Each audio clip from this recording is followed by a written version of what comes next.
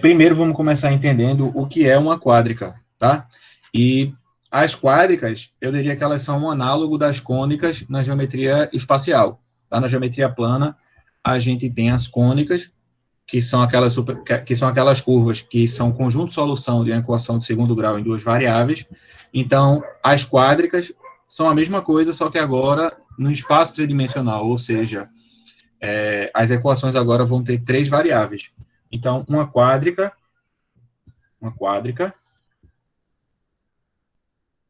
é o conjunto de solução de uma equação polinomial do segundo grau em três variáveis agora, certo? Ou seja, como é uma equação polinomial de segundo grau em três variáveis? É uma equação do tipo, é enorme aqui, por isso que eu deixei esse espaço todo, ax ao quadrado mais by ao quadrado mais cz ao quadrado. Essas são as parcelas quadráticas puras, mais dxy xz mais fyz, que são as parcelas quadráticas mistas, mais fg x hy e z, que são as parcelas lineares, mais j igual a zero. Essa equação enorme aí que eu coloquei é um exemplo típico, né, geral, de uma equação polinomial do segundo grau em três variáveis, tá? Para ela ser do segundo grau, a única coisa que a gente precisa garantir é que os termos quadráticos, eles sejam, pelo menos um deles seja positivo, né, para ter o elemento de segundo grau. Então, a ao quadrado mais b ao quadrado mais c ao quadrado mais d ao quadrado mais e ao quadrado mais f ao quadrado tem que ser naturalmente diferente de zero para garantir que alguma parcela quadrática permaneça na equação. Tá? A gente não vai trabalhar essa equação do ponto de vista que a gente fez antes. Tá? A gente não vai tentar resolver essa equação e determinar o conjunto de solução dela a partir disso, porque isso é um trabalho que vai ficar para a disciplina de álgebra linear 2, quando vocês tiverem um pouco mais de vetores na cabeça de vocês. Tá? E aí vocês vão fazer isso usando autovetores, autovalores, diagonalização de operadores e tudo mais. Mas aqui o que a gente vai fazer é conhecer alguns tipos particulares, tá? Alguns casos mais simples de quádricas, mais diferentes, né? Aqueles que se parecem mais com os casos das cônicas, certo?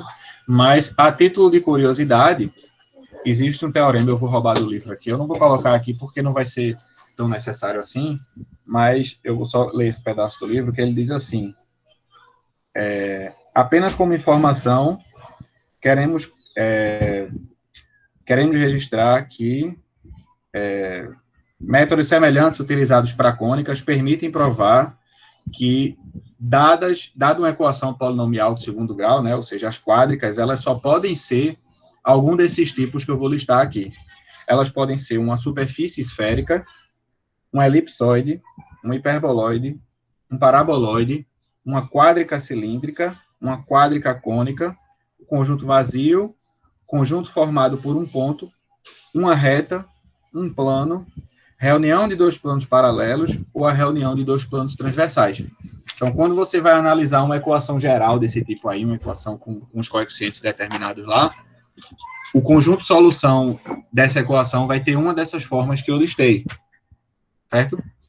E a gente só vai conhecer aquelas que são desconhecidas, né, que vocês provavelmente ou se viram alguma coisa, não viram com tanto detalhe assim, e a gente vai aprender agora, tá? Esses são os exemplos que a gente vai ver aqui, além de outros que eu não couberam na figura, que são os casos do cilindro e do cone, tá?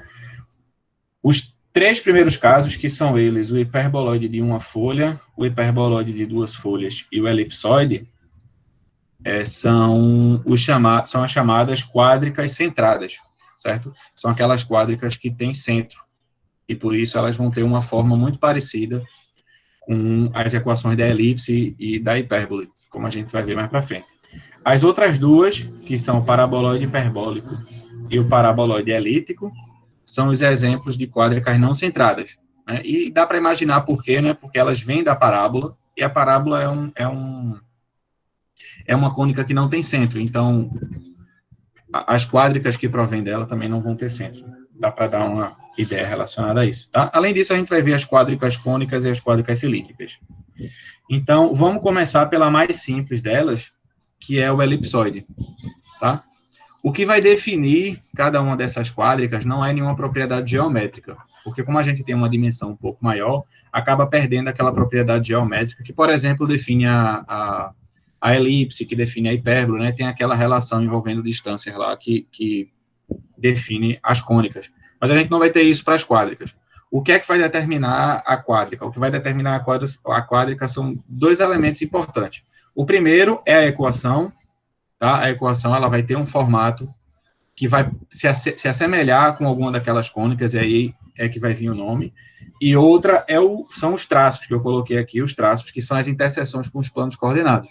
Sempre que você tiver a equação de uma quádrica, a ideia vai ser reduzir a uma das equações que eu vou mostrar em cada um dos exemplos, e caso você não lembre o que aquela equação representa, ou não saiba como posicionar aquilo no espaço, você avalia quais são os traços daquela quádrica, né? Quais são as interseções daquela quádrica com planos coordenados ou planos paralelos aos planos coordenados. E aí isso vai lhe permitir identificar qual é a quádrica e posicionar ela no espaço.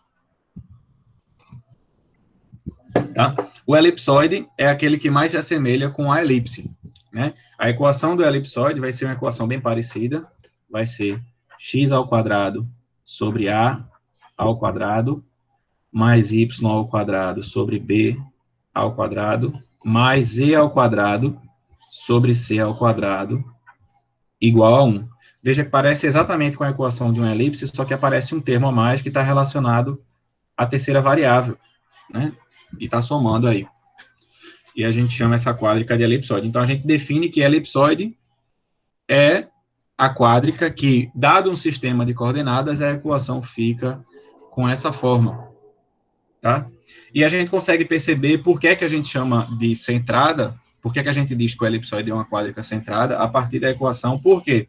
Porque a gente observa da equação que x, y e z só aparecem elevados ao quadrado na equação reduzida, na equação quando ela está com essa posição aí que está representada na figura.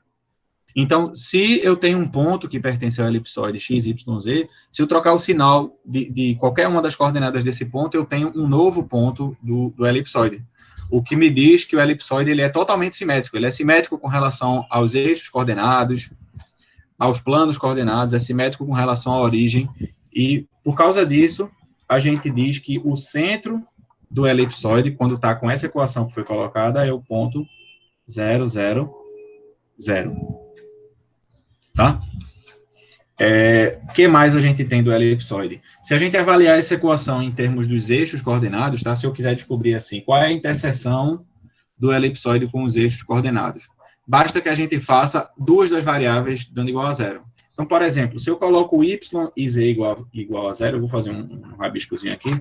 Se eu colocar y igual a zero e z igual a zero, a equação fica x ao quadrado sobre a ao quadrado igual a 1. Portanto, x ao quadrado tem que ser igual a ao quadrado.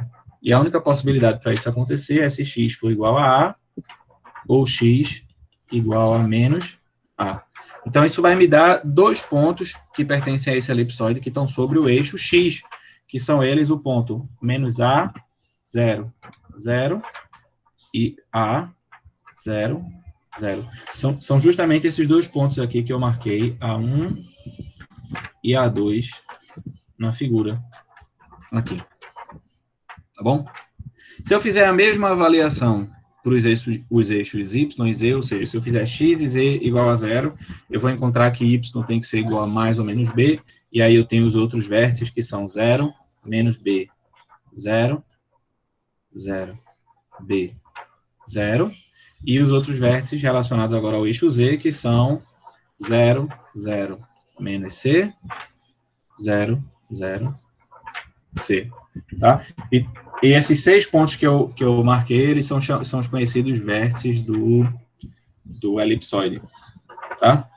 Ao contrário do que acontece na elipse mesmo, ao contrário do que acontece, ao contrário do que acontece na elipse, os parâmetros do elipsoide, eles não têm uma relação entre si, tá? Eles podem ser qualquer número e não existe uma relação entre esses números A, B e C para formar o elipsoide. Tudo isso porque o elipsoide ele não provém de uma definição geométrica como acontece lá no caso da elipse, tá?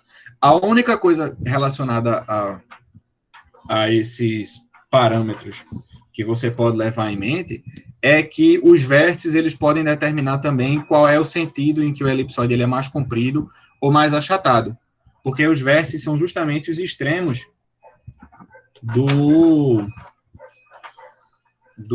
elipsoide quando você relaciona com os eixos.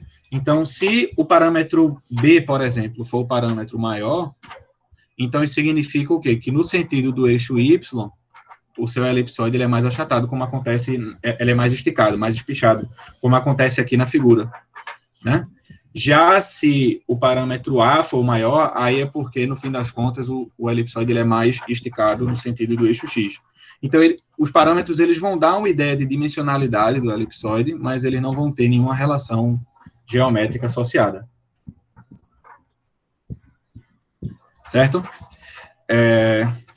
Já os traços, como é que a gente pode avaliar os traços? A gente vai avaliar os traços da seguinte maneira: eu vou intersectar esse elipsoide com os planos coordenados. O que é que significa intersectar com os planos coordenados? Significa fazer uma das variáveis igual a zero, e aí a gente identifica o que é que sobra na equação, quando a gente coloca uma das variáveis igual a zero. Então, por exemplo, o traço do elipsoide com o plano x, y, vai ser a curva que eu vou encontrar quando eu colocar a variável z igual a zero.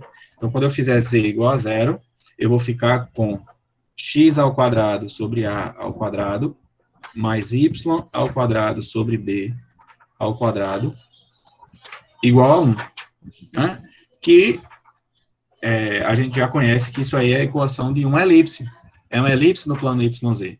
Então, quando eu faço z igual a zero, o resultado final que eu encontro é a equação dessa curva aqui do elipsoide. Essa cintura mais comprida aí. Tá? Mesma coisa se eu fizer y igual a zero. Quando eu fizer y igual a zero, eu vou encontrar x ao quadrado sobre a ao quadrado, mais z ao quadrado sobre c ao quadrado igual a 1, que também é a equação de uma elipse, só que não é mais uma elipse no plano xy. É uma elipse agora no plano xz, que é essa elipse aqui, que eu vou apontar aqui. Né? É a elipse que está no plano xz. E, por último, se eu coloco x igual a zero, eu fico com y ao quadrado sobre b ao quadrado, mais z ao quadrado sobre c ao quadrado, igual a 1.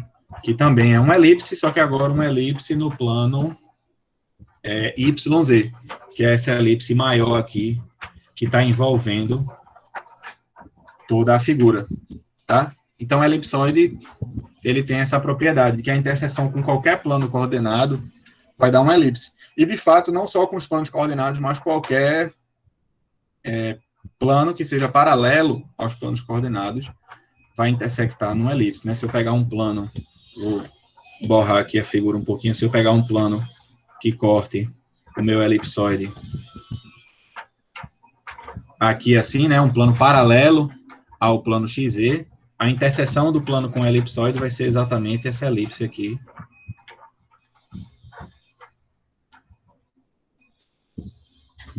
Tá? Então, qualquer plano paralelo aos planos coordenados vai me dar uma elipse, desde que não passe dos vértices, certo? Algumas observações a mais que a gente pode fazer a partir da elipse, do elipsoide, são o seguinte.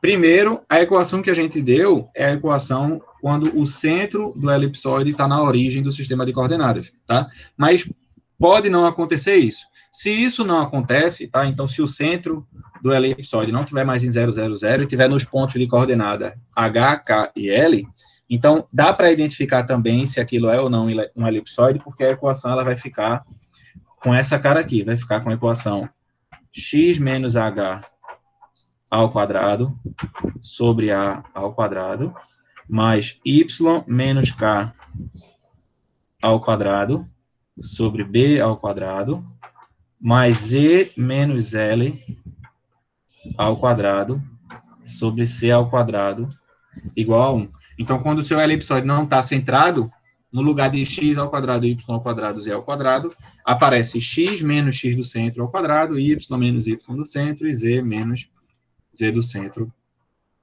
ao quadrado. Tá bom? Depois, deixa eu pegar minha fila aqui.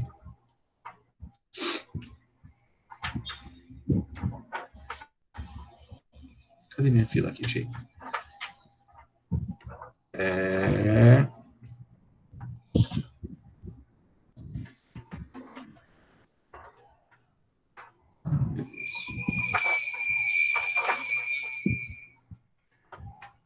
Depois, é um caso particular de elipsoide, tá? Que acontece quando você tem dois desses parâmetros iguais. Veja só, por exemplo, digamos que na equação do elipsoide eu tenha aqui A é igual a B, por exemplo, tá? Se A é igual a B, então o traço com relação ao plano XY vai ficar assim, x ao quadrado sobre A ao quadrado, mais y ao quadrado sobre, se B é igual a A, aqui também é A ao quadrado, é igual a 1, e aí se eu multiplico a equação inteira por A, fica x ao quadrado mais y ao quadrado é igual a A ao quadrado.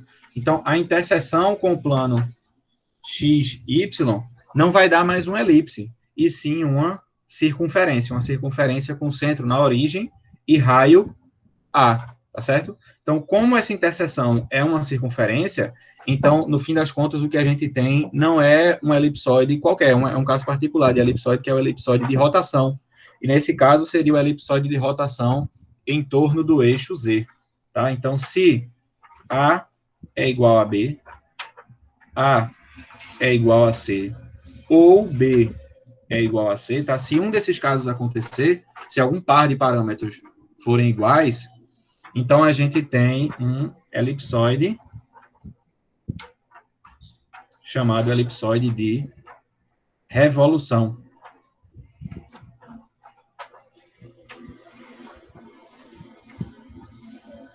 Por que de revolução? Porque ele é obtido através de uma rotação de uma elipse em torno do eixo Z, no caso do que eu fiz. Pode ser em torno de qualquer um dos eixos, vai depender de quais são os parâmetros que são iguais, mas você sempre pode avaliar a partir do traço. Se o traço deu uma circunferência ao invés de uma elipse, é porque aquele elipsoide é um elipsoide de rotação.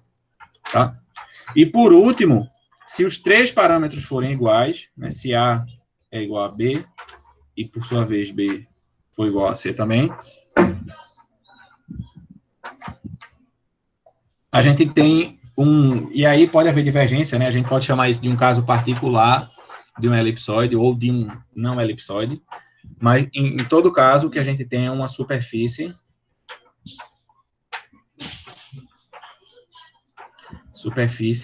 esférica.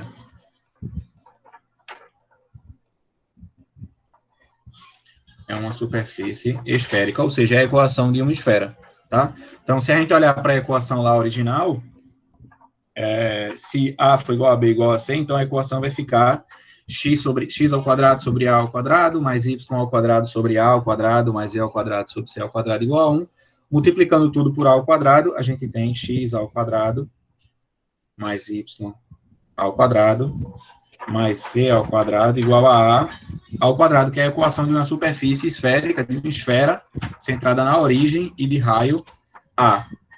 Ou, ainda, né, se o centro não estiver na origem, se for o caso da observação 1, por exemplo, a equação vai ficar uma esfera também, só que agora com centro em H, K e L. Vai ficar x menos H ao quadrado, mais y menos K ao quadrado, mais z menos L ao quadrado igual a ao quadrado. Então, a equação de uma esfera, só que agora centrada em H, K e L.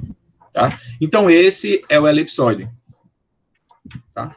É uma figura, é o mais próximo de uma elipse, só que no espaço. Tá?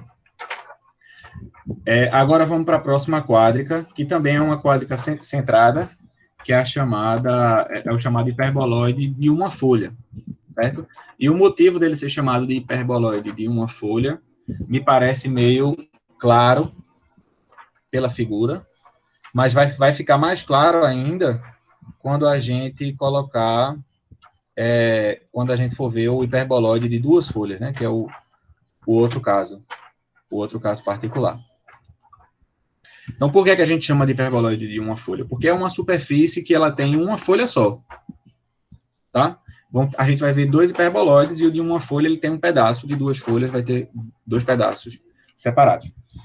Quais são as equações, o que é que vai caracterizar a equação de hiperboloide de uma folha?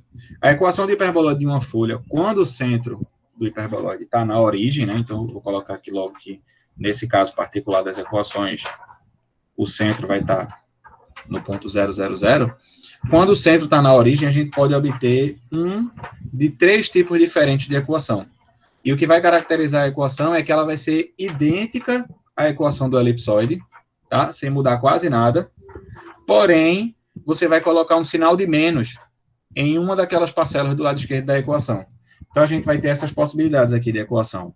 X ao quadrado sobre A ao quadrado, mais y ao quadrado sobre b ao quadrado, menos z ao quadrado sobre c ao quadrado, igual a 1. Ou a gente vai ter a possibilidade x ao quadrado sobre a ao quadrado, mais, menos y ao quadrado sobre b ao quadrado, mais z ao quadrado sobre c ao quadrado, igual a 1. Ou a gente vai ter a possibilidade menos x ao quadrado sobre a ao quadrado, mais y ao quadrado sobre b ao quadrado, mais z ao quadrado sobre c ao quadrado, igual a 1. Então, todas essas equações, elas são equações de elipsoides com centro na origem e com os eixos paralelos não, sobre os eixos coordenados. A gente vai ver mais ou menos a posição dos eixos de H.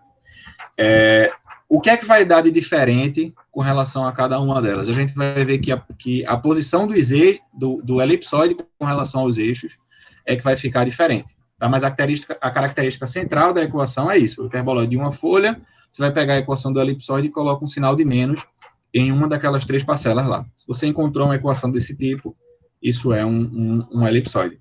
Tá? Para fins práticos, para a gente não ficar zanzando pelos três tipos de equação, todas as propriedades que a gente vai falar daqui para frente estão relacionadas a esse primeiro tipo aqui, a essa primeira equação. E aí, no final, eu vou dizer qual é a diferença, o que é que vai encontrar de diferente nas equações diferentes, nas outras duas equações. Então, pensando nessa primeira equação aí, do hiperboloide de uma folha, como é que vão ficar os traços do hiperboloide de uma folha? Primeiro, com relação ao plano XY, né, colocando z igual a 0, a gente começa encontrando essa equação aqui, que é a equação x ao quadrado sobre a ao quadrado, mais y ao quadrado sobre b ao quadrado, igual a igual a 1. Né? E essa equação aí é a equação de uma elipse. Tá? Que é justamente a equação dessa elipse que eu coloquei aqui na figura. Ela é chamada, essa elipse aqui, ela tem um nome particular, quando relacionada ao elipsoide, ela é a cintura do hiperboloide de uma folha, porque ela é a elipse a elipse de menor tamanho, que é a interseção com o plano paralelo ao plano coordenado. Então, é a cintura do hiperboloide de uma folha. Deixa eu ver o que mais. Agora, quando a gente coloca y igual a 0, aí a gente fica com x ao quadrado sobre a ao quadrado, menos z ao quadrado sobre c ao quadrado, igual a 1. Só que agora isso aí não é a equação de uma elipse, né? Isso aí é a equação de uma hipérbole.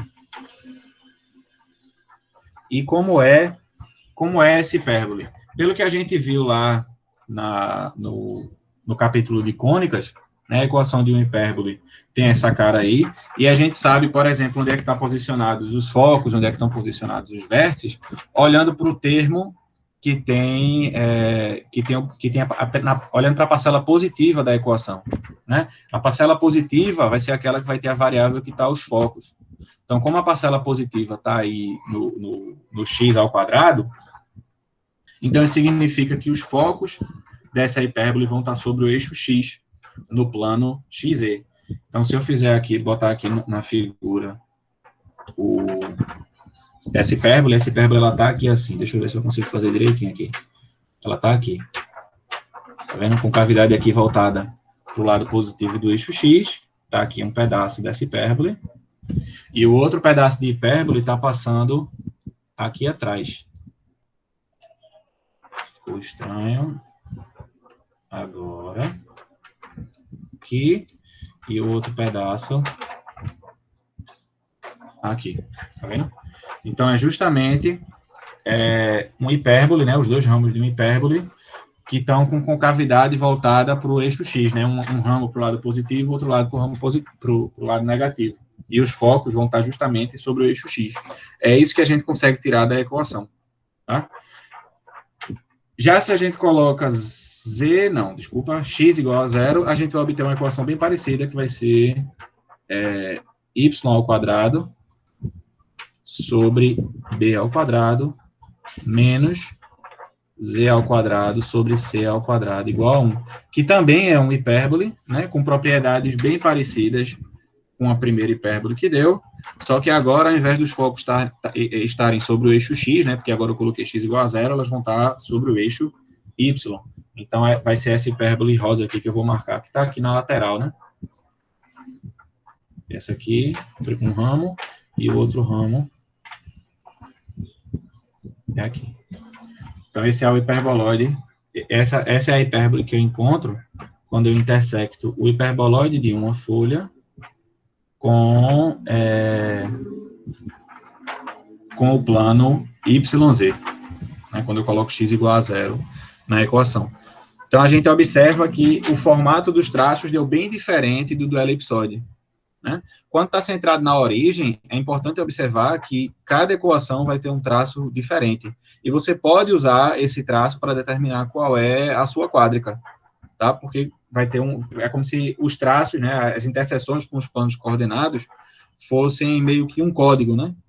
Cada uma dessas interseções, você olha para o conjunto das interseções e aquilo vai lhe dizer qual é a quádrica. Então, se as interseções são uma elipse e duas hipérboles, então isso é um hiperboloide de duas folhas. Tá?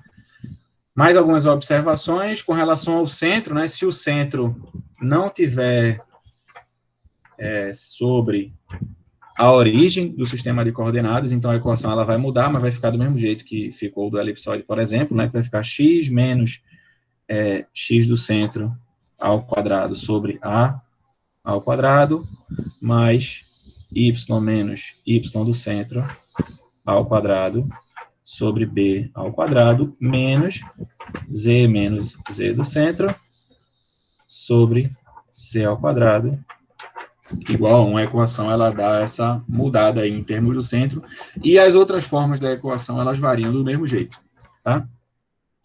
E aqui, se A for igual a B, aí a gente observa o seguinte, que o traço com relação ao plano XY, que é x ao quadrado sobre a ao quadrado mais y ao quadrado, sobre b ao quadrado igual a 1. Se b for igual a a, esse b ao quadrado aqui, na verdade, é a ao quadrado, multiplicando tudo por a, mais aqui.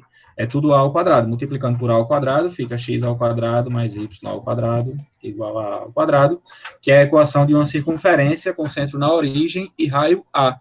Então, a interseção com o plano XY deixa de ser uma elipse para ser uma circunferência.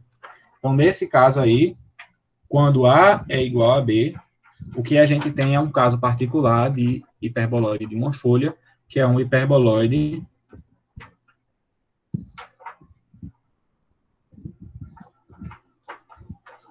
de revolução. né? Ele é obtido pela rotação de qualquer uma dessas hipérboles que deu no traço com o plano XZ ou com o plano YZ em torno do eixo Z, tá? Antes de fazer a última observação, o que é que vai acontecer de diferente quando a gente avaliar as outras equações, tá? O que é que vai mudar na posição do hiperboloide de uma folha quando a equação ficar uma dessas outras duas que apareceu? Veja só, a relação que é boa para você memorizar, para você lembrar, é o seguinte, é que essas equações aí, elas todas vão apresentar algumas diferenças com relação a como aparece a variável na equação, certo? Então, por exemplo, na equação do hiperboloide de uma folha, você vai colocar um sinal de menos em uma das parcelas, só que cada parcela está associada a uma variável, certo? Então, quando você for avaliar a posição dos eixos, no caso da primeira equação aí, como x e y aparecem da mesma forma na equação, tá? Muda o denominador, muda, mas eles aparecem do mesmo jeito. Aparece ao quadrado dividido por um número positivo, com sinal de mais na frente. Então, na figura, os eixos vão aparecer de maneira semelhante. Tá? Que maneira semelhante? Você vê que o eixo x e o eixo y, eles estão intersectando aí o hiperboloide de uma folha em 2 pontos, né? Seriam os vértices dessa elipse da cintura do hiperboloide de uma folha. Mas o eixo z, ele aparece diferente na equação, né? A variável z, ela aparece com um sinal de menos na equação, que foi atribuído justamente para caracterizar a equação do hiperboloide de uma folha. Então, é natural que você espere que, quando você coloque na figura, o eixo z, ele possua uma propriedade diferente, tá? E é baseado nisso que eu vou dizer qual é a diferença. Qual vai ser a diferença, no fim das contas? O eixo que aparece com o menos na equação do hiperboloide de uma folha vai ser justamente o eixo que aparece por dentro do hiperboloide de uma folha, como está aqui na figura. Nesse sentido aqui, lembrando que a gente está trabalhando com a primeira equação, o eixo que aparece aqui, que passa por dentro do hiperboloide de uma folha, ele é chamado de eixo distinguido. Eita, faltou espaço. Ele é o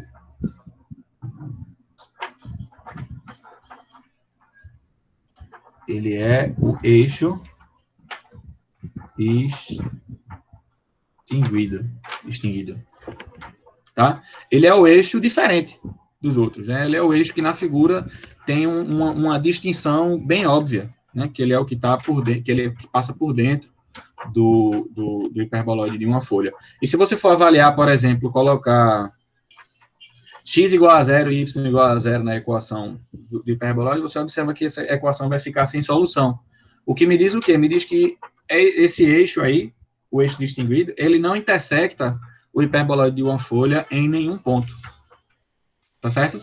Então, essa é a distinção que aparece nesse eixo. E como é que eu identifico qual é o eixo que está passando aí por dentro do hiperboloide de uma folha? Ele vai ser o eixo cuja variável associada aparece com menos na equação.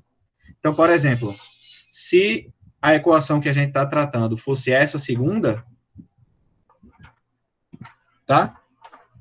Então, quem seria o eixo que está passando por dentro do hiperboloide de uma folha? Seria o eixo cuja variável aparece diferente na equação, que é justamente a variável y. Então, o eixo y vai ser o eixo que está por dentro.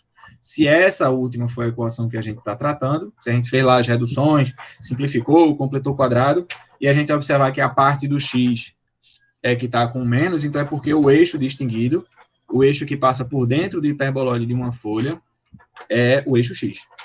Certo? Então, essa é a diferença principal quando você encontra essas equações diferentes aqui. É a questão da posição com relação aos eixos, tá? E é uma parte que, digamos assim, eu tô ensinando algumas propriedades do hiperboloide, mas, assim, eu pretendo cobrar, e é importante que vocês saibam como é que esse hiperboloide de uma folha, ou todas as quádricas, estão posicionadas com relação aos eixos coordenados, tá certo? Então, essa informação que eu dei agora é uma informação muito importante. A última propriedade, que ela é um pouco não relacionada, eu vou só dar uma ideia de por que é que funciona, é o seguinte, é que o hiperboloide de uma folha, é um tipo particular, um tipo bem específico de superfície, que são as superfícies que a gente chama de superfícies regradas. Tá? O que é uma superfície regrada? Uma superfície regrada é uma superfície que é dada por uma reunião de retas. Tá? Então, existe um conjunto de retas que formam o hiperboloide de uma folha. Pode parecer até estranho, né? Porque ele é meio curvado e você não imagina como é que, dado um ponto, existe uma reta contida no hiperboloide de uma folha que passa por esse ponto. Né? Como é que esse hiperboloide pode ser uma reunião de retas se ele é bem curvinho, né? Tem essa cintura diferente. Eu vou mostrar a vocês como é que aparecem essas retas. Tá? Se eu fizer a interseção do hiperboloide de uma folha com um plano paralelo ao plano, deixa eu ver, para ficar mais visível, eu vou colocar paralelo ao plano XZ, tá? Eu vou encontrar uma hipérbole parecida com essa aqui, independente de onde tiver o plano. Mas em um lugar específico, a coisa vai ficar meio estranha, que é o quê? Que é quando o plano for bem aqui. Vou desenhar esse plano aqui, eu espero que dê para entender bem. Quando esse plano for aqui assim.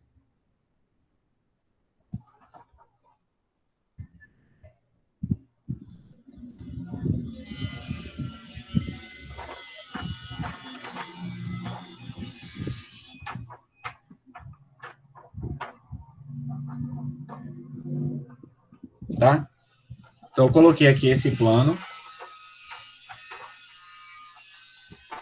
que ele é paralelo ao plano XZ, tá certo?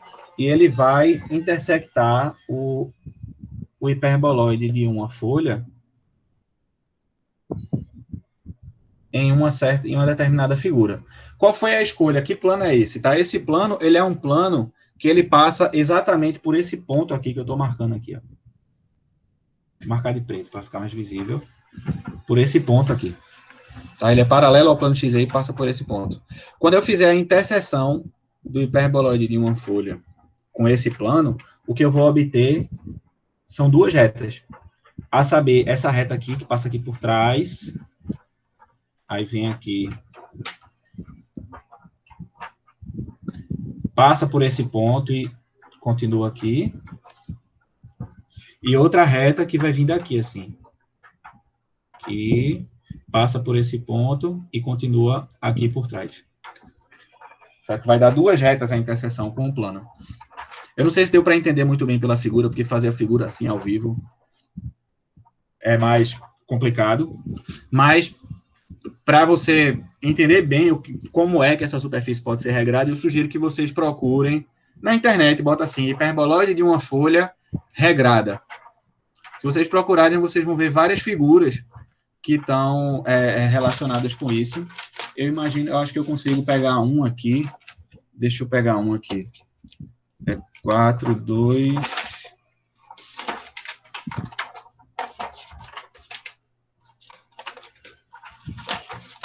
Assim, ó. Deixa eu mostrar aqui para vocês. Espero que dê para ver direitinho. Aqui, tá vendo? Se vocês olharem a figura que para mim está aparecendo do lado direito, você vê como se fosse um cilindro, tá? Mas o que ele está fazendo aí é como se fosse assim, ele está pegando dois bambolês e ligando esses dois bambolês com cordas, tá? Se as cordas estiverem bem esticadinhas, você tem o que está aparecendo aí, que parece um cilindro, né? Mas se você girar um dos bambolês um pouquinho, você vai obter justamente o que está nessa figura aqui, né? Você vê que cada corda está esticada, né? Então, a gente tem várias retas, mas a impressão que dá quando você olha mais perto do cantinho é que tem uma curva, né? Que a superfície ficou meio curvada. Então, isso aí é um hiperboloide de uma folha, e assim, é só para dar uma ideia intuitiva de como é que a coisa pode ser formada por retas, e ainda assim ser uma superfície que não é reta, né? É uma coisa meio contraintuitiva, meio estranha. Mas é verdade. Uma figura melhor dessa do que essa que eu fiz está aqui no livro também, ó. Tá vendo? Quando você intersecta por um plano bem específico, aqui a interseção aparece bem clara aqui, que são duas retas na interseção do plano com o hiperboloide de uma folha. Tá? Deu para ver direitinho?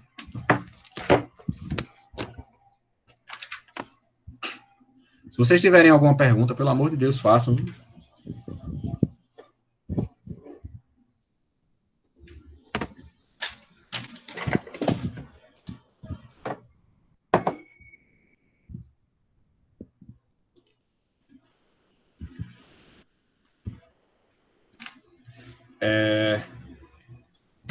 Então vamos lá, tá? Só conferindo se tinha alguma coisa importante.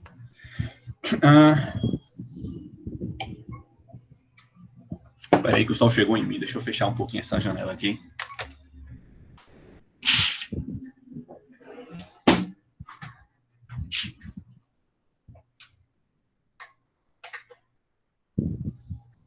Pronto. Tá melhor. Tava queimando aqui minhas costas já. Então vamos lá, vamos para a próxima. A próxima é o hiperboloide de duas folhas. À medida que as coisas vão seguindo, eu vou sendo um pouco mais resumido, tá? Eu estou nas primeiras, para esclarecer o método, né, do porquê que aparecem essas propriedades, eu estou indo mais devagar, mas mais para frente a coisa vai se repetir bastante, então eu vou só passar mais por cima para apresentar e a gente conseguir ver tudo direitinho, tá bom? Mas, de novo, se tiverem alguma dúvida, é só perguntar. A próxima é o chamado hiperboloide de duas folhas, tá? Que a diferença dele para o hiperboloide de uma folha é que se no hiperboloide de uma folha você colocou um sinal de menos, para ter um hiperboloide de uma folha você coloca dois. Então, as possibilidades de equação vão ser x ao quadrado sobre a ao quadrado. Deixa eu ver qual foi a ordem que eu coloquei aqui. Menos x ao quadrado sobre a ao quadrado, mais y ao quadrado sobre b ao quadrado, menos z ao quadrado sobre c ao quadrado igual a 1. Esse é o primeiro tipo, né? Você perceba aí que eu coloquei dois sinais de menos na equação. O segundo tipo, x ao quadrado sobre a ao quadrado menos y ao quadrado sobre b ao quadrado menos z ao quadrado sobre c ao quadrado igual a 1. E, por último, a gente pode encontrar uma equação desse tipo também. X ao menos x ao quadrado sobre a ao quadrado menos y ao quadrado sobre b ao quadrado mais z ao quadrado sobre c ao quadrado igual a 1. A gente pode encontrar, na hora de identificar uma quádrica, né, a gente tiver aquela equação enorme lá e a gente quer descobrir qual é a quádrica representada por aquela equação, a gente pode, se for um hiperboloide de duas folhas, pode acontecer de a gente encontrar um desses três tipos de equação. E, de novo, eu vou me referir só à primeira e falar da diferença que vai acontecer. Tá? Então, vamos que vamos. Primeiro, com relação ao centro, né, a mesma coisa vai funcionar. E o argumento do centro é sempre o mesmo, é porque a figura ela é simétrica com relação à origem, quando a equação tem essa cara. Então, como ela é simétrica com relação à origem, o centro é 0, 0, 0. Tá? Já os vértices vão ser as interseções do hiperboloide de duas folhas com os eixos coordenados. E a gente observa que o hiperboloide de duas folhas, ele só intersecta um dos eixos coordenados. No caso da equação que a gente está usando aí, só o eixo y. Porque se eu colocar x e z igual a 0, a equação que a gente vai ficar vai ser assim, y ao quadrado sobre b ao quadrado igual a 1. Portanto, y ao quadrado é b ao quadrado. Portanto, y é b, ou y é igual a menos b. Então, a gente vai ter dois vértices aí, que eu estou chamando de A1 e A2. O A1 é o 0 menos b 0, que é y igual a b, e o A2 é 0, b 0. Então, esses são os dois vértices do hiperboloide de duas folhas. Se você, por exemplo, vamos colocar, sei lá, x igual a 0 e z igual a 0. Como é que a equação vai ficar? A equação vai ficar x e z não, desculpa. X e y igual a 0. Como é que a equação vai ficar? Se colocar, vai ficar assim, menos z ao quadrado sobre c ao quadrado igual a 1.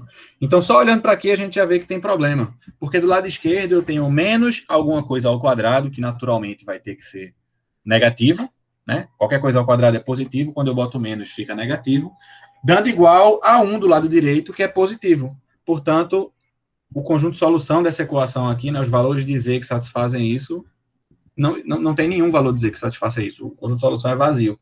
Portanto, o hiperboloide de duas folhas, ele não intersecta o eixo Z, assim como também não intersecta o eixo X, se a gente fizer Y e Z igual a zero. Tá? Com relação aos traços, o que é que vai acontecer? Quando eu colocar x, se eu colocar z igual a zero, a equação vai ficar menos x ao quadrado sobre a ao quadrado, mais y ao quadrado sobre b ao quadrado igual a 1, que é um hipérbole, tá? Só que é um hipérbole cujos focos estão voltados, estão sobre o eixo y, né? Então, vai ser um hipérbole assim. Deixa eu ver se eu consigo desenhar direitinho. Vai ser aqui assim, né? No plano xy, né, que é o plano da base, vai ficar aqui, um ramo aqui desse lado, outro ramo do lado de cá.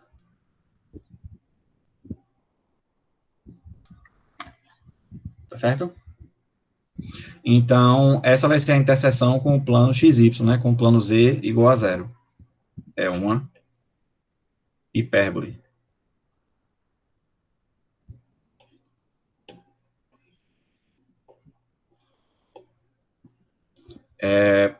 Já se eu fizer y igual a zero, aí a equação vai ficar assim, veja só. Quando eu fizer y igual a zero, eu vou ficar com menos x ao quadrado sobre a ao quadrado, menos z ao quadrado sobre c ao quadrado, igual a 1. E aí eu pergunto a vocês, o que é o conjunto de solução dessa equação? Alguém me responde aí. Quais são os valores de x e z que satisfazem essa equação?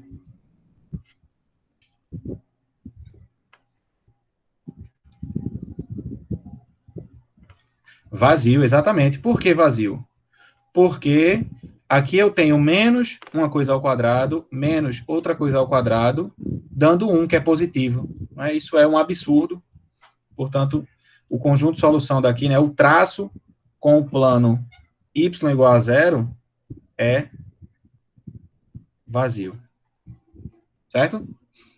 E por último, se eu faço x igual a zero, eu fico com y ao quadrado sobre b ao quadrado, menos z ao quadrado sobre c ao quadrado, igual a 1, que novamente é uma hipérbole, só que agora não, com focos também sobre o eixo x. Então vai ficar assim. Essa hipérbole aqui, que está por fora aqui, assim, né? No plano YZ.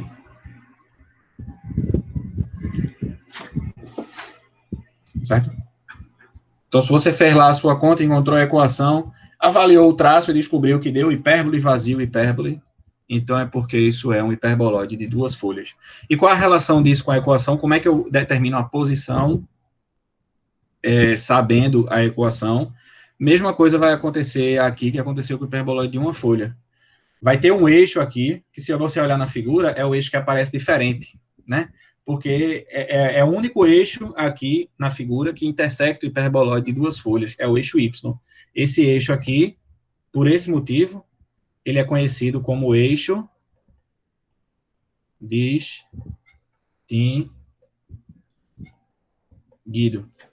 Ele é o eixo distinguido, e por isso, como ele é diferente aqui na figura, naturalmente você já espera que ele vai ter alguma coisa diferente na equação.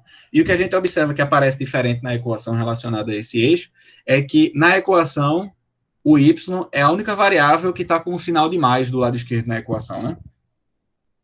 Então, como o y é a única variável que está com um sinal de mais, né? Como ele é o elemento diferente da equação, que aparece diferente da equação, então ele é o eixo distinguido. Então, se eu tenho a equação de um hiperboloide de duas folhas e eu quero saber quem é o eixo distinguido, basta olhar para a variável que aparece diferente. Na primeira equação é o y, na segunda equação é o x, e na terceira equação é o z. Tá? Inclusive, um detalhe interessante, assim, sobre esboço, fazer esboço de quádrica, é você observar que não importa exatamente como você desenha os eixos. Aqui nas figuras eu tentei colocar os eixos X, Y e Z na mesma posição em todas as figuras, tá?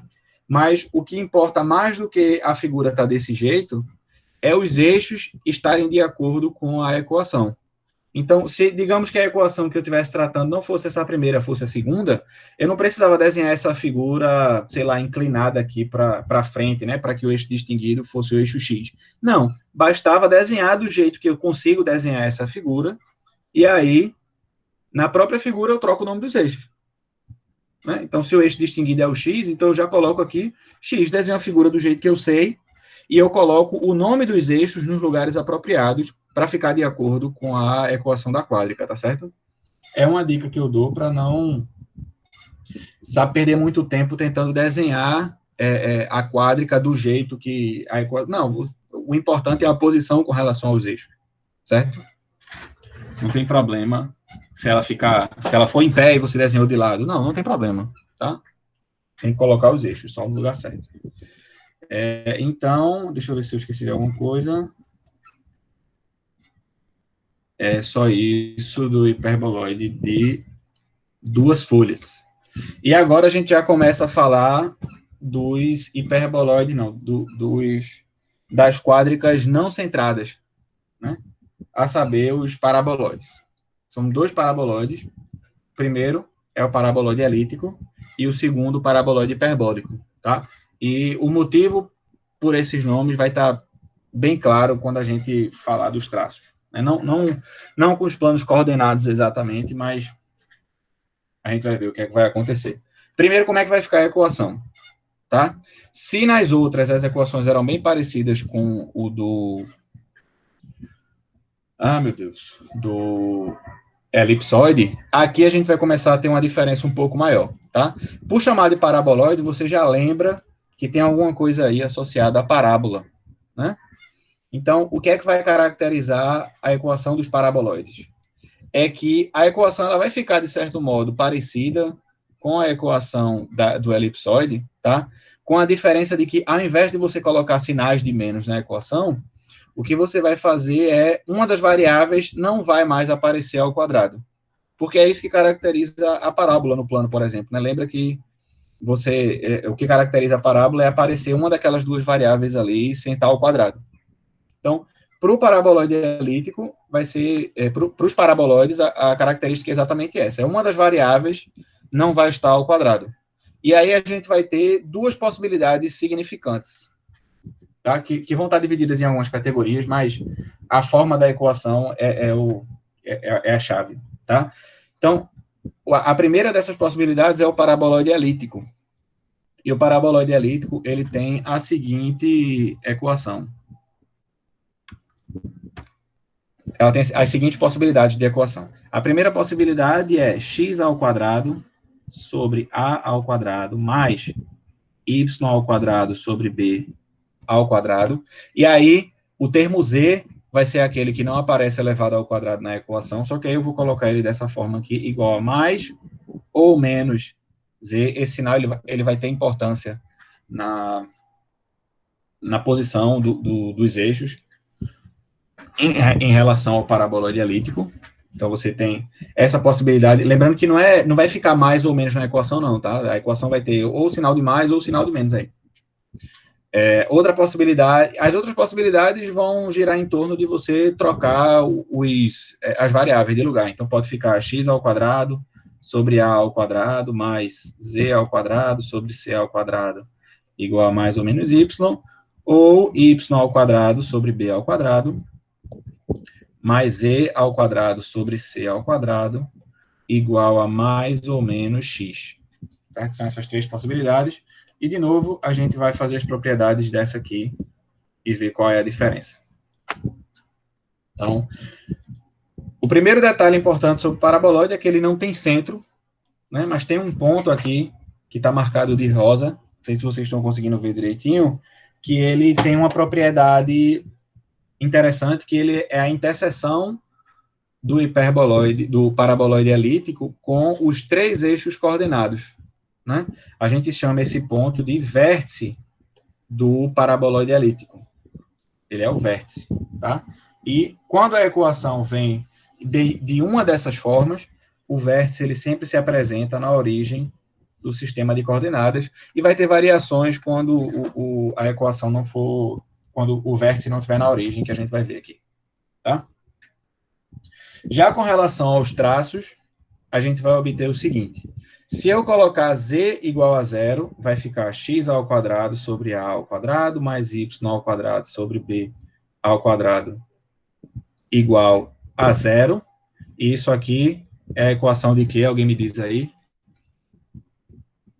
Aproveita aí, Rafael, que já deu certo uma vez. Isso é a equação de quê?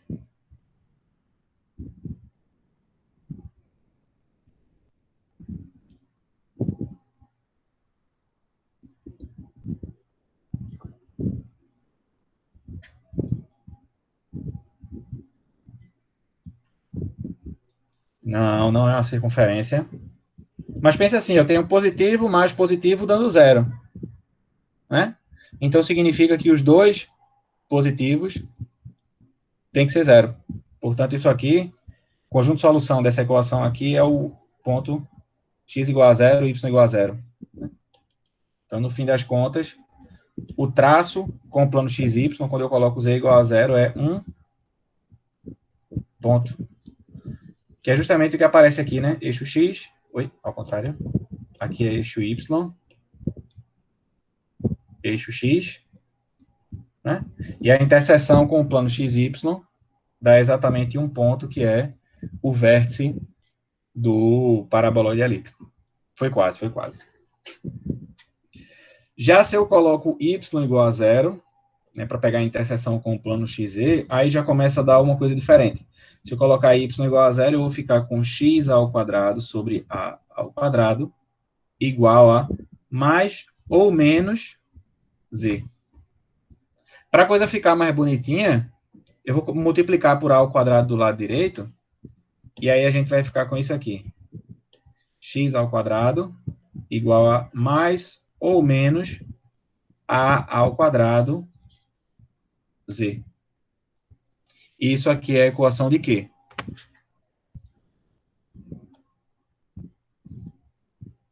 É a equação de uma parábola. Perfeito. É a equação de uma parábola. Como é a posição dessa parábola? Aí vai depender desse sinal de mais ou de menos. Se você olhar para o lado esquerdo da equação, para qualquer valor de x, o que você tem do lado esquerdo é positivo. Então, para a equação ficar de acordo, né, para a equação ter solução, do lado direito, o valor de z vai ter que ser de tal forma que o que está do lado direito da equação seja positivo também.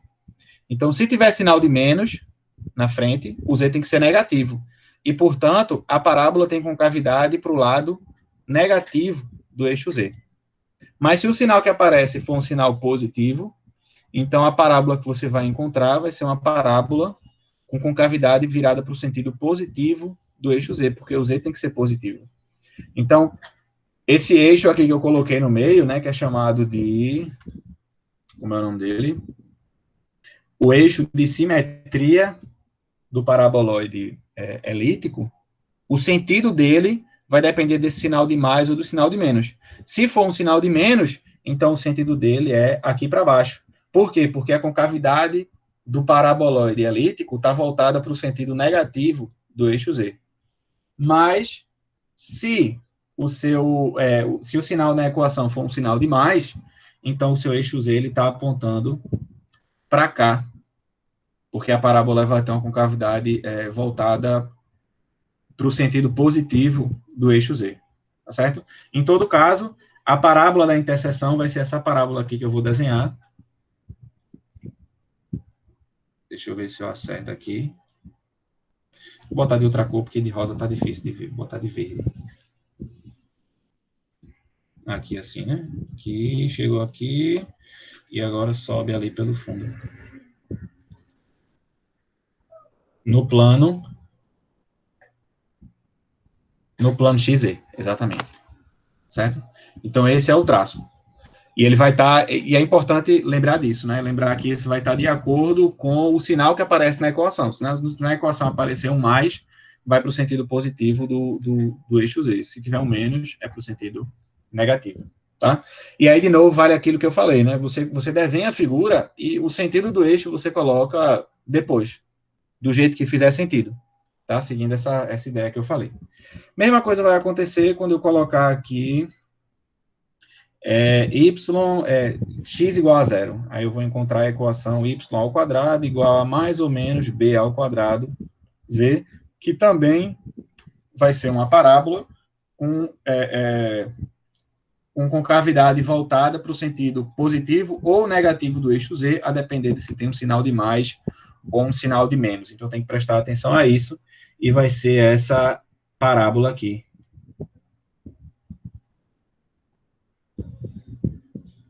Que aparece no bordo do paraboloide elíptico.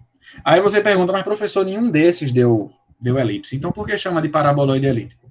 Chama de paraboloide elíptico porque se eu pegar agora, ao invés dos planos coordenados, eu pegar um plano que seja paralelo ao plano XY, por exemplo, que é o caso da figura, eu vou colocar aqui em amarelo esse plano, em amarelo não, vou botar em azul.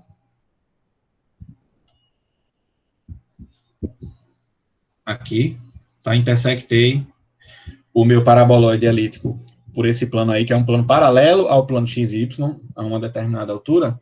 Então, a interseção vai ser exatamente essa figura aqui, que é uma elipse. Qualquer que seja o plano, vai ser uma elipse, desde que intersecte, né? Se tiver abaixo do plano XY, aí não vai intersectar, vai ser vazio, tá? Mas aí a interseção com alguns planos vai dar uma elipse, por isso chama de paraboloide elíptico. Coisa completamente diferente, você já imagina o que vai acontecer com o paraboloide hiperbólico, que a gente vai ver daqui a pouco, tá? Continuando, algumas observações para a gente passar para as próximas. Falta só o hiperboloide o paraboloide hiperbólico e as superfícies, as quádricas cilíndricas e quádricas cônicas para a gente concluir, tá? Então, se o vértice tiver em outro lugar agora, tá? Se o vértice, ao invés da origem, tiver em H, K, L, né? Tem que lembrar disso, que quem guia os paraboloides, quem guia a parábola não é o centro, porque não tem centro, mas quem guia é o vértice. Então, se o vértice não tiver mais na origem, aí a equação ela vai aparecer um pouquinho diferente, mas da mesma forma que acontece nas outras quádricas, né? Vai ficar x menos o x do vértice ao quadrado sobre a ao quadrado, mais y menos k ao quadrado sobre b ao quadrado, igual a mais ou menos z menos l ao quadrado. Ou qualquer uma das variantes, né? vai estar assim. E, por último, se A for igual a B, tá? Então lembrar o que era. Se A for igual a B, aí lembra que desse traço aqui que eu disse que era uma parábola, que era uma elipse, né? A interseção com esse plano coordenado, com esse plano paralelo ao plano XY era uma elipse. Se A for igual a B, a interseção não vai ser mais uma elipse, vai ser uma circunferência. E, portanto, o paraboloide vai ser um paraboloide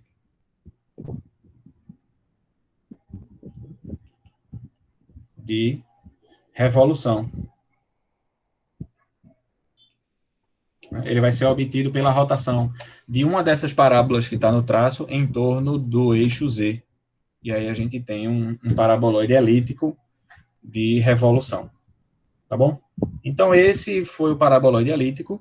E agora a gente parte para o último, que em geral as pessoas acham mais complicado, mas é porque ele, de fato, tem mais informação. Uma coisa que eu esqueci antes de dizer, né?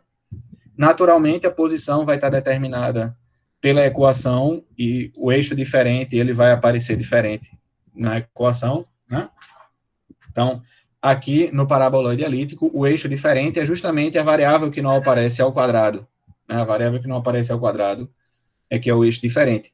Portanto, essa variável vai ser aquela cujo eixo vai passar pelo centro né, vai passar por dentro do paraboloide elíptico, que no caso aqui da equação que a gente tratou foi o eixo Z, né, podendo estar com cavidade para cima ou para baixo com relação ao eixo Z, mas se fosse uma das outras equações abaixo, se fosse essa segunda aqui, por exemplo, então o eixo que passa aqui dentro seria o eixo Y, e se fosse esse último caso, o eixo que aparece por dentro lá é o eixo X. Esse eixo aqui, que passa por dentro do paraboloide elíptico, ele é conhecido como eixo de simetria.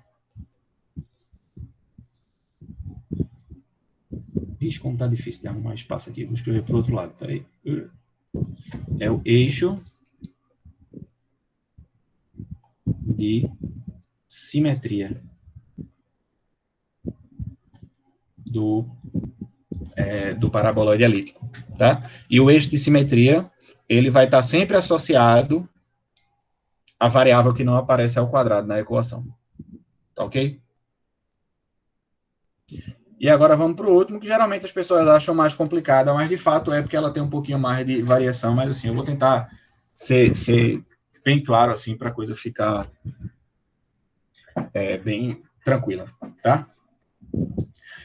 Que é o paraboloide hiperbólico, tá? O paraboloide hiperbólico, ele vai ter uma equação que vai ser bem parecida com a do paraboloide elíptico, com a diferença de que, se esse começo aqui da equação do paraboloide elíptico lembra a equação de uma elipse, né? Se você botar do lado direito ali, 1 igual a 1, vai ser a equação de uma elipse.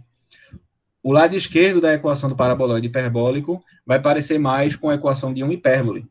Então, vai ser igualzinho aqui, só que aqui no meio, ao invés de estar somando, você coloca um menos. Tá certo? E aí, a questão desse menos aqui vai fazer com que a gente não precise necessariamente avaliar o mais ou menos do lado direito. Tá? Então, quais são as equações que a gente vai encontrar? A gente vai encontrar umas equações que vão ser assim. São essas as variações da equação. Vão ser x ao quadrado sobre a ao quadrado menos y ao quadrado sobre b ao quadrado igual a... Eu vou colocar o mais ou menos z, porque isso vai interferir também na ordem, né? Se o x aparece, o y não aparece. Isso vai estar coberto por causa desse menos. Vamos botar esse mais ou menos aí, que vai ser a equação que a gente vai usar para tirar as propriedades, mas as outras variações são x ao quadrado sobre a ao quadrado menos z ao quadrado sobre c ao quadrado igual a mais ou menos y, ou y ao quadrado sobre b ao quadrado menos z ao quadrado sobre c ao quadrado igual a mais ou menos x. Tá? Para fins práticos, a gente vai pensar nessa primeira equação com o sinal de mais, tá? E eu vou dizer qual é a diferença mais para frente. Então, veja só. Começando pelos traços, a gente tem primeiro o traço com relação ao plano XY. O traço com relação ao plano XY, ele vai ser assim. Eu vou colocar z igual a zero. Quando eu colocar z igual a zero, veja como é que vai ficar a equação. Vai ficar assim. X ao quadrado sobre a ao quadrado menos y ao quadrado sobre b ao quadrado é igual a zero. Tá? Só que isso aí não é um hipérbole. Para isso ser um hipérbole, teria que ter um 1 no final, não um zero. Mas o que está do lado esquerdo eu posso fatorar. Eu posso fatorar isso como sendo x sobre a menos y sobre b vezes x sobre a mais y sobre b igual a zero. E quando eu tenho um produto de números reais dando zero, isso significa que algum deles é zero. Portanto, eu vou ter x sobre a menos y sobre b igual a zero, ou x sobre a mais y sobre b igual a zero. Isso me dá a equação de quê? Cada equaçãozinha dessa aqui é a equação de quê?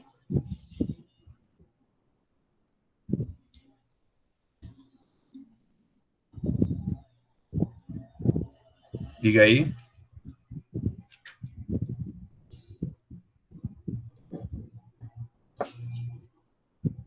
Então, cada equação dessa é a equação de uma reta no plano XY. Exatamente, perfeito.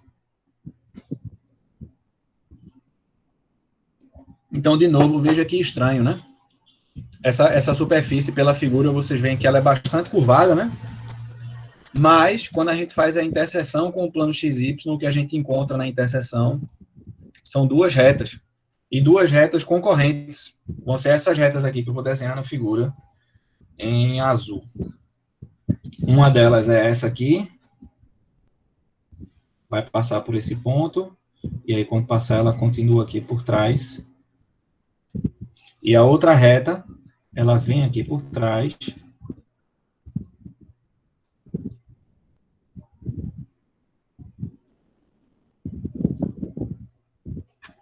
Eita, não, ela vem por trás e sai pela frente, né? Ao contrário, é assim, pronto. E sai aqui na frente. Vão ser essas duas retas. Né? Então, a interseção com o plano XY vai ser... eu vou colocar aqui a equação do jeito que ficou, né? X ao quadrado sobre A ao quadrado, menos Y ao quadrado sobre B ao quadrado igual a zero, que é a união de duas retas concorrentes. São as que aparecem aí. Tá? Já se eu colocar x, y igual a zero, a equação vai ficar assim. Colocando y igual a zero, vai ficar x ao quadrado sobre a ao quadrado igual a z. E aí eu posso passar o a ao quadrado para a direita e vai ficar assim, x ao quadrado igual a az igual a ao quadrado z, que é a equação de uma parábola no plano x, z. E é uma parábola com concavidade voltada para cima, o que mostra que a posição dos eixos que eu coloquei ali ficou diferente da equação que eu estou tratando. Então, para ficar mais real, eu tenho que trocar esse eixo com esse. Eu vou mostrar por quê quando eu fizer a figura. Então, aqui tem que ser o eixo Y e aqui tem que ser o eixo X. Certo? Por que isso? Porque, veja que a interseção é uma parábola no plano XZ, mas é uma parábola com concavidade voltada para o sentido positivo do eixo Z. Então, lembra que a gente está assumindo que aqui é a primeira equação com o sinal de mais, né? Por isso que vai ficar positivo. Se fosse o sinal de menos, aí não, era com a concavidade para baixo. Então, no fim das contas, a interseção vai ser essa parábola aqui, em azul, que está aqui em cima. E aqui. Eita. Essa parábola por cima da figura. Tá? Agora,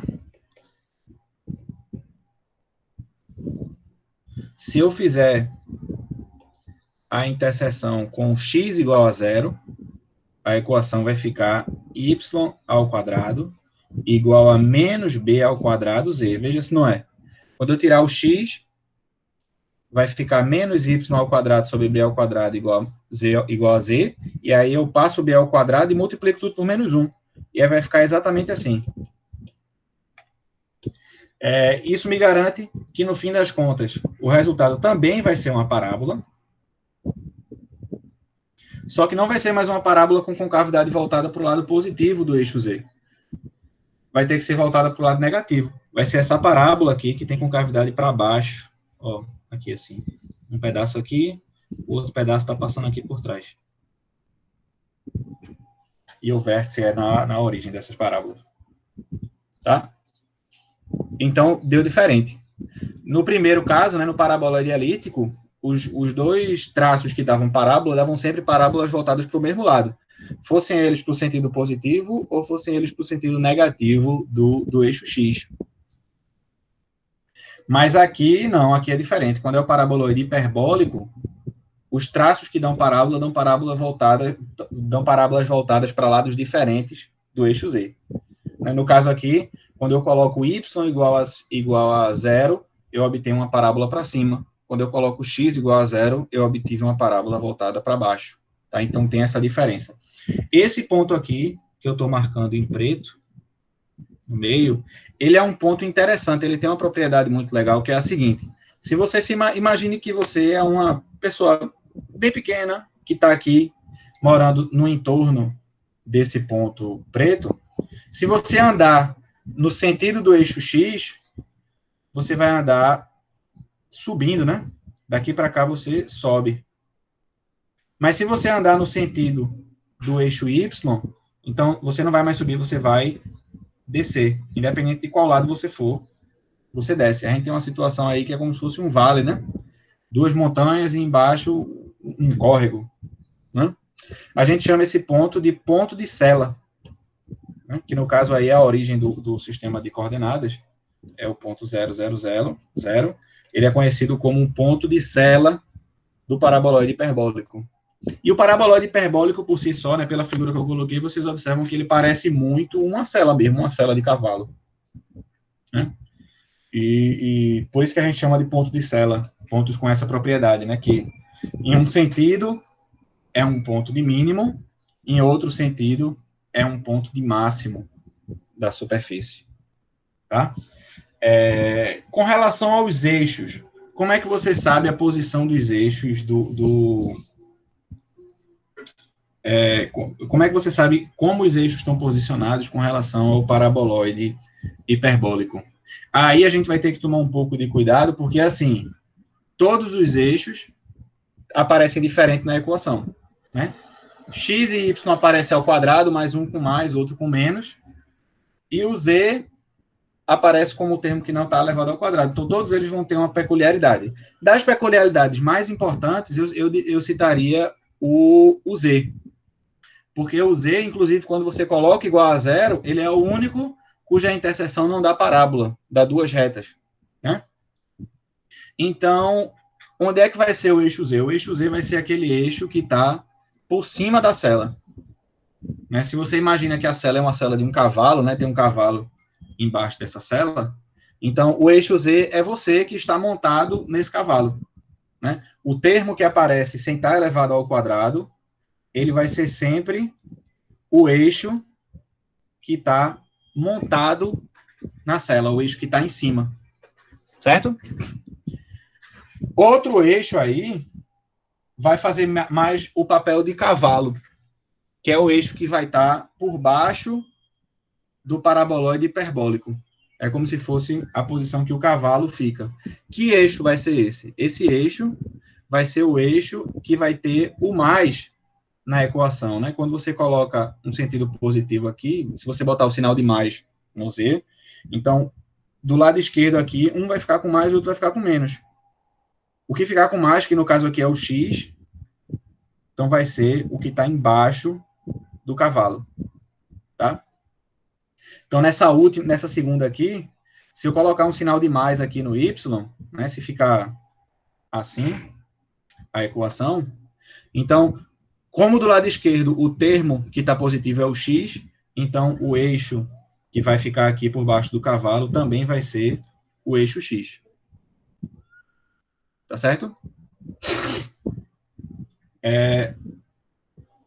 E por último, tem o último eixo que está sobrando, que é o eixo Y, que é o que aparece com menos na equação depois que você faz as devidas reduções, que eu compararia como se fosse aquele seu amigo bêbado que bebeu demais na festa, e aí você tem que carregar ele deitado por cima do cavalo, né?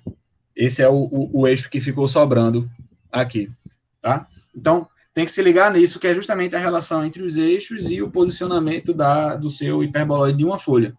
E vale aquela mesma coisa. Se você for fazer um esboço, a ideia é priorizar a posição dos eixos com relação ao paraboloide hiperbólico, tá?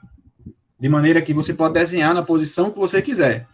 Mas é importante que você saiba que eixo é o que na figura, para que fique coerente com a equação. Mas os eixos, eles podem estar em qualquer posição que você quiser, tá? Mais algumas observações para a gente concluir aqui.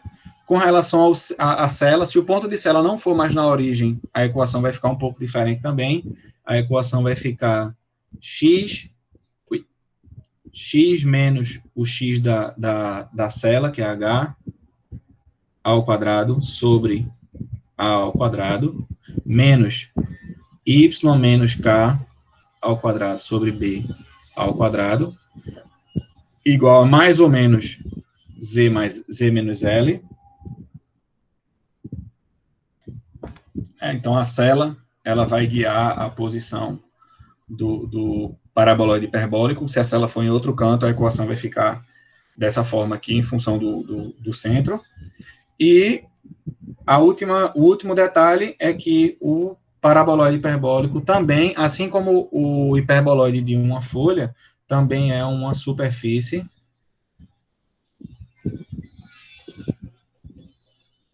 regrada.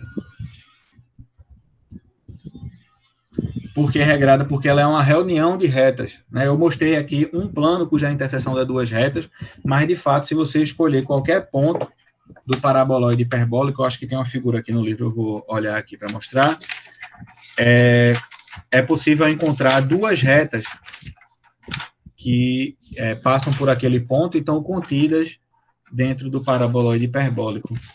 Mas eu acho que eu não estou encontrando aqui. Deixa eu ver se eu acho.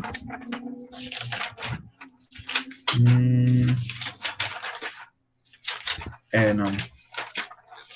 Não encontrei, não. Também não vou perder muito tempo procurando, não. Mas eu posso acrescentar depois uma figura na nota de aula para vocês verem como é. Tá? Então, ela é uma superfície que ela é uma reunião de retas. Mesmo ela sendo assim curvada, mesmo que pareça uma sela de cavalo, né? Mesmo que nenhum ponto seja meio plano, assim, vamos dizer, ela é composta de retas, tá? Pronto. Para finalizar, as últimas quadricas que faltam a gente ver, que aí eu não vou dar como detalhe, não, eu vou só falar da equação e com relação ao posicionamento, são a quádrica cônica e a quádrica cilíndrica. E assim, só para eu fazer uma introduzida breve, em geral, o que seria uma superfície cônica? Uma superfície cônica é uma superfície que você obtém da seguinte maneira. Você tem uma curva, essa curva ela pode ser plana ou não, ela pode ser uma curva espacial, tá? E um ponto que a gente chama de vértice, tá? E o que é a cônica com essa curva, com a curva C e com o vértice V? É a união de todas as retas que passam por V e passam por um ponto da curva. Então, dá para a gente encontrar a equação disso, a depender da curva, tem método para isso, mas a gente não vai fazer isso para o caso geral, tá bom? A gente vai só ver um caso particular, que é o caso em que a superfície cônica é, de fato, uma quádrica, é uma equação de segundo grau em 3 variáveis lá.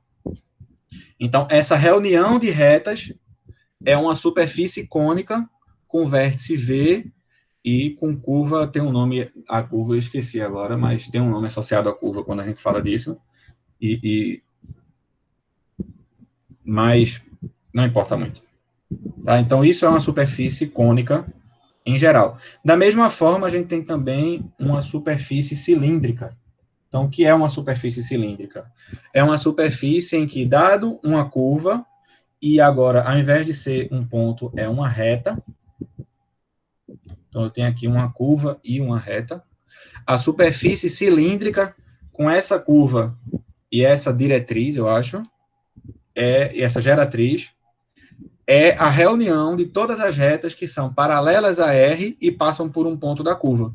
Então, vai ser essa superfície aqui, que eu vou tentar desenhar minimamente, né? É a união de todas essas retas aqui, que são paralelas, passando por um ponto da curva. Acho que se eu fizer assim, fica legal. Cadê? Copiar.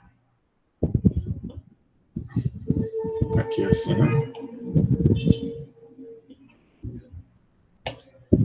Não sei se deu para entender muito bem, não, mas é a união de todas as retas que são paralelas a essa reta R e passam por algum ponto da curva C.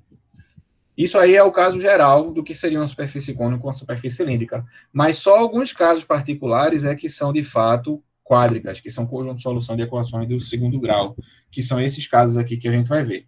A primeira é a quádrica cônica, cuja equação é uma equação do tipo Parece muito com a equação do paraboloide elíptico, mas tem um elemento em especial que causa toda uma diferença, que é assim, x ao quadrado sobre a ao quadrado, mais y ao quadrado sobre b ao quadrado, igual a z ao quadrado. Se fosse só z, eu tinha aqui o que caracteriza a equação do paraboloide, que é um termo sem estar elevado ao quadrado. Mas como é z ao quadrado, aí a coisa muda toda de figura. Tá?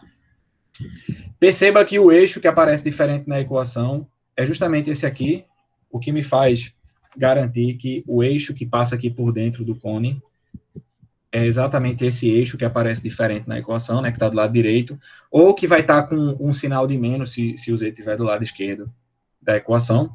Os outros eixos eles estariam passando exatamente aqui, no vértice, um aqui e outro aqui, x, y. Esse ponto aqui no meio é o ponto que eu falei, que é chamado de vértice. E essas retas aqui, cada uma das retas que gera o cone é chamado de...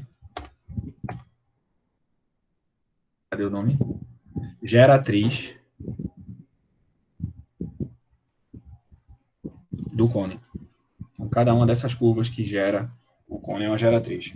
Outras variações dessa mesma equação seriam justamente o que você obtém quando você troca as variáveis de lugar, e aí, naturalmente, isso vai interferir na posição dos eixos, mas o detalhe é sempre esse, a parcela diferente da equação, né, o termo que aparece diferente, é o que vai dar o eixo distinguido do cone, o eixo que passa pelo meio. Então, as outras opções, as outras formas que a gente pode encontrar são x ao quadrado, x ao quadrado sobre a ao quadrado mais z ao quadrado sobre c ao quadrado igual a y ao quadrado, e y ao quadrado sobre c ao quadrado mais z ao quadrado sobre... deixa eu botar um b aqui, que é de costume. Z ao quadrado sobre c ao quadrado igual a x ao quadrado. Mas, de novo, se for a segunda equação, o eixo que está passando pelo meio do cone é o eixo y, se for a terceira, é o eixo x. Tá? Então, essa é a quádrica cônica, que tem essas possibilidades de equação. E, por último, a gente tem as chamadas quádricas cilíndricas. Tá? As quádricas cilíndricas, elas são fáceis de identificar quando são satisfeitas algumas propriedades específicas, tá? Em geral, o que caracteriza a quádrica cilíndrica é a ausência de uma das variáveis. Certo? É a ausência de uma das variáveis. Se você olhou para a equação e observou que é uma equação do segundo grau, mas tem uma variável ali que não está aparecendo, não é porque aquilo não é uma quádrica. Não, aquilo é uma quádrica, mas a ausência daquela variável naquela equação faz com que qualquer valor possa ser assumido por aquela variável sem interferir no resultado da equação. Tá bom? Então, por exemplo, se eu tiver essa quádrica aqui, que é o cilindro, é o cilindro elíptico. Então, o cilindro elíptico, ele, quando colocado nessa posição que eu estou tentando colocar aqui, com relação aos eixos, muita calma, que é difícil fazer essas figuras. Ah, droga.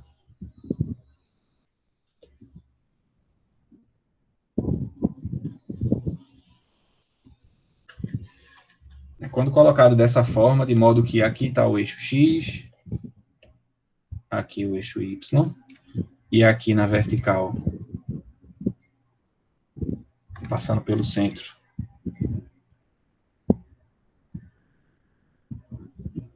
está o eixo Z.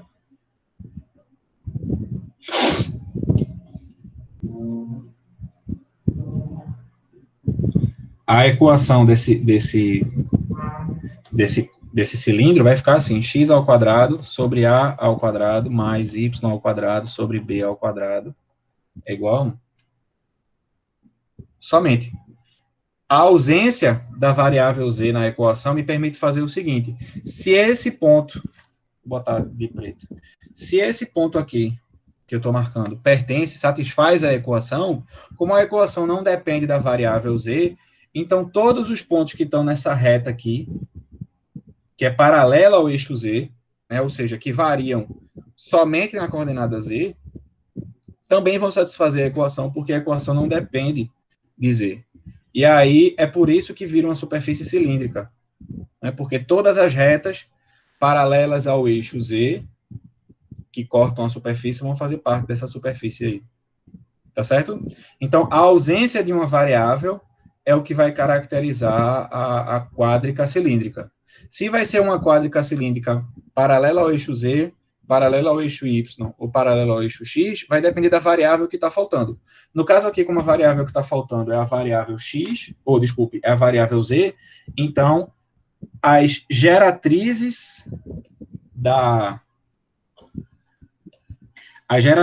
desse cilindro, geratriz, vão ser paralelas ao eixo z. Mas se tivesse faltando a variável x na equação, então é porque as geratrizes vão estar sobre o eixo, vão ser paralelas ao eixo x. Se tiver faltando a variável y, as geratrizes são paralelas ao eixo y. E por aí vai, certo? Mesma coisa com relação ao cilindro, hiperbólico. Vou colocar de uma maneira mais safada aqui, para não perder muito tempo.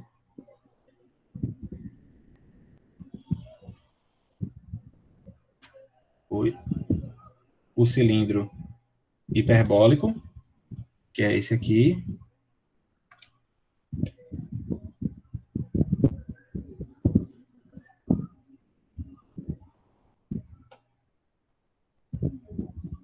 Que segue a mesma ideia. Se as geratrizes forem paralelas ao eixo z, então na equação vai ser a equação de uma hipérbole, só que faltando a variável z, né? Não vai ter a variável z, x, y. Então vai ser alguma coisa do tipo... deixa eu dar uma apagadinha leve aqui, só para ter um pouquinho mais de espaço. Vai ficar x ao quadrado sobre a ao quadrado, menos y ao quadrado sobre b ao quadrado,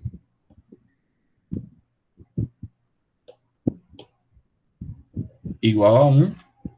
Então, faltou a variável z aí, o que indica que todas as retas que são paralelas ao eixo z e passam por um ponto dessa hipérbole aqui também estão contidas na superfície, também satisfazem a equação. E, por último, a parabólica, que vai faltar uma variável também do mesmo jeito. Então, vai ficar alguma coisa do tipo zy ao quadrado igual a 4px, né, para algum valor de p. Então, faltou a variável z. Se você está encontrando o conjunto de pontos do espaço que satisfazem essa equação, isso vai ser um cilindro. Tá? E no caso aqui do paraboloide, a gente tem dessa equação aí, eixo y, eixo x, e o eixo z vai estar exatamente aqui. Certo? Então, isso é o que caracteriza uma quádrica cilíndrica. E, com isso, a gente termina todas as superfícies quadráticas que a gente tinha para ver hoje. Eu achava que a aula ia dar um pouquinho mais curta, porque eu tentei resumir demais, mas, bem, pelo menos deu menos de 2 horas, ao contrário da aula passada, né? Então, foi isso aí. Vocês têm alguma pergunta que vocês queiram fazer?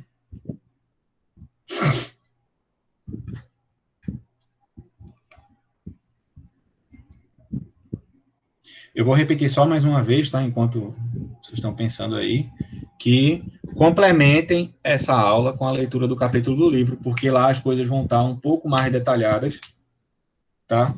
Aqui eu tentei fazer o mais resumido que eu consegui, mas lá as coisas estão mais detalhadas, e lá tem os exemplos de como eu vou tratar, de como eu vou pedir na lista de exercícios e como é que eu vou cobrar isso em prova, tá? Então, complementem isso vendo o último capítulo lá do livro, do Paulo Interli. E se vocês não têm mais alguma dúvida, por hoje é só. Essa foi a última aula. E é isso aí. Vou parar de gravar aqui.